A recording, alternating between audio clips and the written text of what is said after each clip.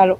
Merci. Et Romuald Wadani, le ministre d'État chargé de l'économie et des finances, a été choisi unanimement par la mouvance présidentielle pour continuer l'œuvre entamée par le président Patrice Talon. Je pense que c'est un choix judicieux, un choix de raison, un choix également de principe.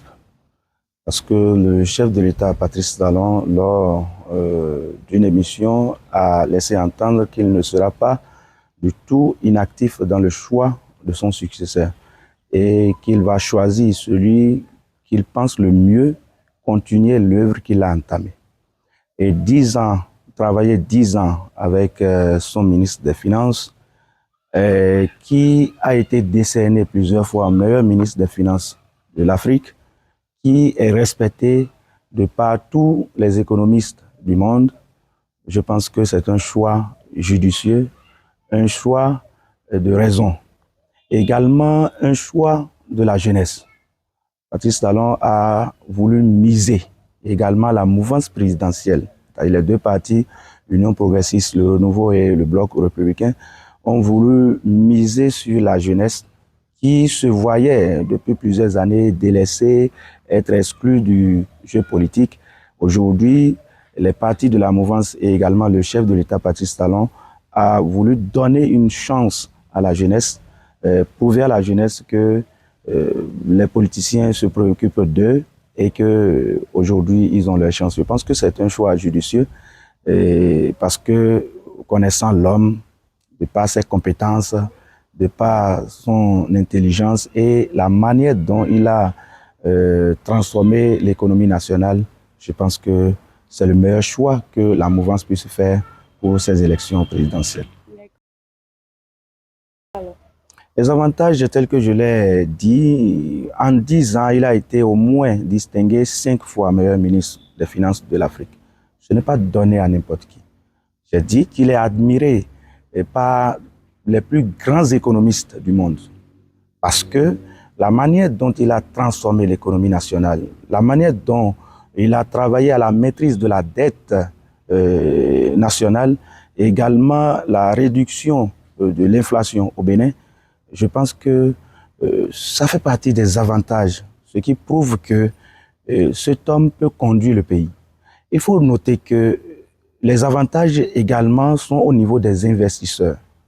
Quand les investisseurs ont vu un ministre des Finances qui a travaillé à relever l'économie d'un pays qui était pratiquement à terre, quand les investisseurs ont vu évoluer cet homme étant ministre de l'économie, étant la tête pensante du gouvernement du président Patrice Talon, ce dernier à la tête du pays, beaucoup d'investisseurs feront confiance au Bénin et viendront investir au Bénin parce qu'ils auront l'assurance que celui qui dirige le pays maîtrise l'économie, sait canaliser les dépenses publiques et également peut maîtriser la dette nationale.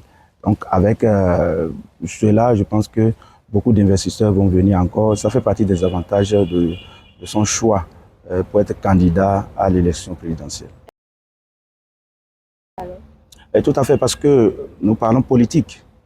Et nous parlons politique parce que, vous voyez, ces deux partis de la mouvance qui l'ont désigné. Et au sein de ces deux partis, il y a bien sûr des figures qui pouvaient se réclamer d'être candidats à cette élection. Il y avait des hommes qui également méritaient d'être candidats. Il peut y avoir des frustrations internes au niveau de ces partis politiques. C'est vrai qu'à l'arrivée, il y a eu consensus autour du ministre d'État Romuald Wadani. Mais cela n'exclut pas qu'il y ait des frustrations à l'interne pour ceux qui se voyaient présidentiables, qu'il y ait des frustrations. Mais je pense que c'est très, très négligeable par rapport aux avantages de son choix pour être candidat de la mouvance. Et je pense que les divergences, les frustrations ont déjà été réglées. Et la plupart de ceux qui pouvaient prétendre être candidats ont félicité son choix publiquement et ont invité les militants de leur parti à suivre le choix qui a été opéré par les deux grands blocs. Donc je pense que peut-être le côté, c'est les démocrates qui vont vouloir peut-être récupérer cela voir que le ministre Wadahi, parce que chez eux, la gouvernance Patrice Talon est non sociale, et ils pensent que c'est le ministre Wadahi qui est à la base de cette manière, c'est-à-dire, il parle de persécution au niveau des impôts, de persécution fiscale. Ils pensent que c'est lui qui est à la base de ça. Donc, chez eux, ils vont vouloir utiliser cela en leur guise pour pouvoir rafler ou pouvoir attirer la population vers eux. Mais je pense que ça ne peut pas passer. Parce que les jeunes, beaucoup de personnes également, même au sein de l'opposition, ont apprécié ce choix. Beaucoup de leaders d'opposition connus ont félicité le choix, ont félicité le président Patrice Talon pour avoir propulsé Wadahi à ce niveau, pour avoir fait confiance à un jeune. Donc je pense que ça, les risques, il y en a, mais c'est négligeable. Ce que je voudrais demander au peuple béninois et tout particulièrement à la jeunesse, depuis 1960, où notre pays a amorcé le renouveau démocratique et le multipartisme, c'est la toute première fois de son histoire où un candidat de la mouvance a été désigné et est jeune. Je pense que c'est la toute première fois. Les jeunes ne devraient pas voir les clivages politiques parce que ce que nous avons de commun, c'est notre pays. C'est le développement de notre pays que nous cherchons.